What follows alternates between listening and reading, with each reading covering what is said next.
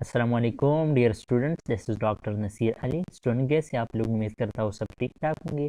Dear student, आज हम FSc first year के बायोलॉजी को स्टार्ट करने जा रहे हैं। आज हमारा पहला लेक्चर है और इस लेक्चर में हम बायोलॉजी का जो पहला चैप्टर है सेल स्ट्रक्चर एंड फंक्शन, इसको स्टार्ट करेंगे। आज हमारा टॉपिक आप डिस्कशन है सेल।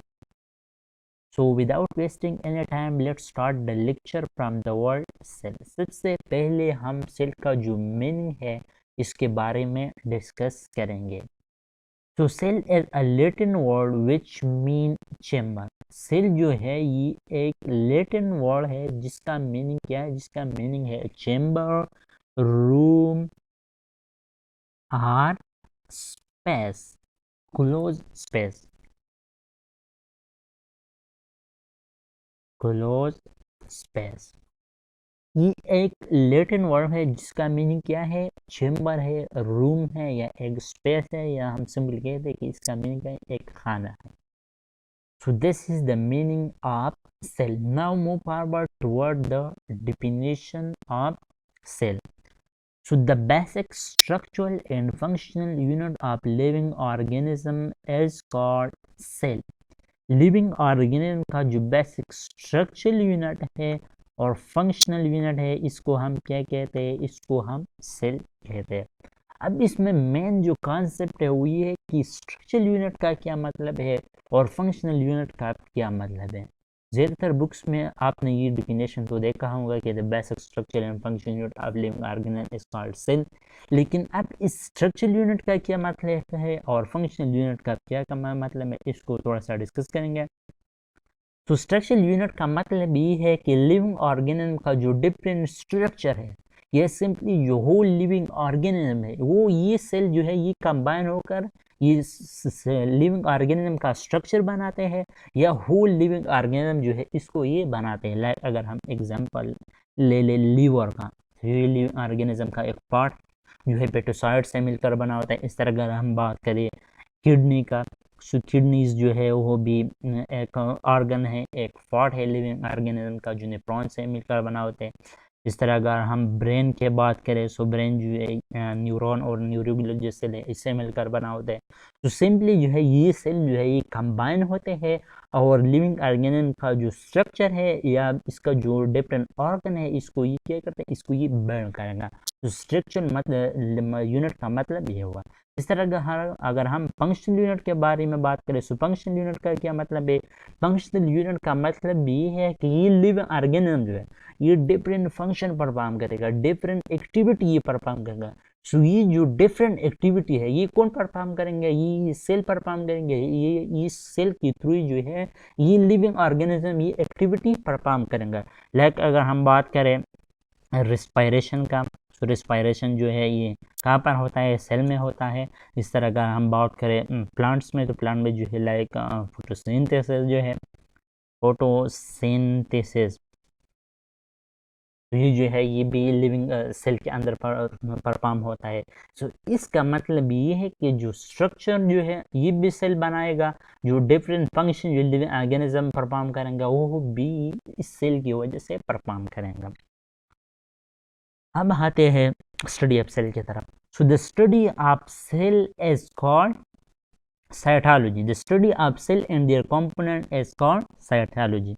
अब अगर हम सेल को स्टडी करते हैं या इसका जो कंपोनेंट है इसकी स्टडी करेंगे, तो इसको हम क्या कहते हैं? इसको हम साइटोलॉजी कहते हैं, जिसमें हम सेल भी स्टडी करेंगे, इसको जो कंपोनेंट। और ये स्टडी जो है इसमें एक बात ध्यान में रखिए कि ये स्टडी जो है ये माइक्रोस्कोपिकली होगा, माइक्रोस्कोपिक स्टडी ये होगा। सो माइक्रोस्कोप के थ्रू जब हम सेल स्टडी करेंगे, इसका डिफरेंट कंपोनेंट स्टडी करेंगे, तो इसको हम साइटोलॉजी कहते हैं। अब सेल का कंपोनेंट्स क्या है? Component of cell, so cell का जो है टू मेन कंपोनेंट्स है सेल का। एक जो है सेल मेम्ब्रेन है और दूसरा जो है वो है cytoplasm. Cell membrane and cytoplasm जो है ये सेल का टू मेन कंपोनेंट है। सो माइक्रोस्कोप के थ्रू हम सेल स्टडिंग करेंगे, इसका जो मेन कंपोनेंट है सेल मेम्ब्रेन साइटोप्लाज्म, इसको स्टडिंग करेंगे। और इस स्टडी को हम क्या कहते हैं? इसको हम साइटोलॉजी कहते हैं। So this is the best description about cell and component of cell. Now move forward toward the cell theory. तो सबसे पहले हम जो सेल का थ्योरी है इसका हिस्ट्री पढ़ेंगे कि ये सेल थ्योरी जो है किसने प्रपोज किया था। सो टू जर्मन बायोलॉजिस्ट है, एक का नाम था थियोडोर श्वान और दूसरे का नाम है मैथाय श्लाइडन। थियोडोर श्वान जो है ये एक जूलॉजिस्ट था और मैथाय श्लाइडन जो है ये एक बोटेनिस्ट था। सो इन दोनों ने जो है ये सेल थ्योरी को प्रपोज किया था या पेश किया था। So this is the general history of cell theory. और कभी ये सेल थ्योरी को प्रपोज किया था 1838 में। 1838 बहुत बुक्स में 1839 दिया गया, लेकिन ये नहीं मैटर करते कि 1838 1839 डेट इतना नहीं मैटर करते। So this is the general history of cell theory. Now move forward toward the main points of the cell theory.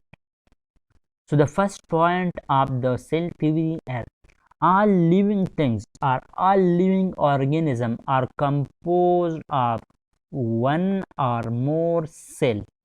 तमाम जो लिविंग थिंग है, जो लिविंग ऑर्गेनिज्म है, वो या तो एक सेल से मिलकर बना होता है या एक से ज़्यादा सेल से मिलकर बना होता है।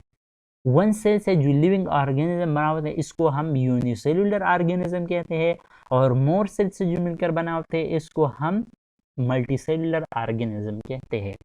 So the first point of the cell theory as all living organism are composed of one or more cells। तमाम जो लिविंग ऑर्गेनिज्म है वो या तो एक सेल से मिलकर बना होता है या एक से ज़्यादा सेल से मिलकर बना होता है। एक सेल से जो बना होता है इसको हम यूनिसेलुलर ऑर्गेनिज्म कहते हैं, मोर सेल से मिलकर जो बना होता है इसको हम मल्टीसेलुलर ऑर्गेनिज्म कहते हैं। So this is the first point of the cell theory. The second point of the cell theory as the cell is the basic unit of life or living organism। Cell जो है ये living organism का या life का basic unit होगा। Structurally बी और functionally बी, जैसा कि हमने सेल का जो डिफिनेशन इसमें पढ़ा कि cell as the basic structural and functional unit of living things, living organism और लाइफ। सो सेल जो है ये बेसिक यूनिट होगा लाइफ का, लिविंग ऑर्गेनिज्म का, स्ट्रक्चर के बेस पर बी और फंक्शनल के बेस पर बी। So the second point of the cell theory as the cell as the basic unit of living thing और living organism. The third point of the cell theory as new cell are arise from the free existing cell or the existing cell। New cell जो है वो produce होता है, वो generate होता है pre existing cell से या पहले से जो मौजूद जो सेल है।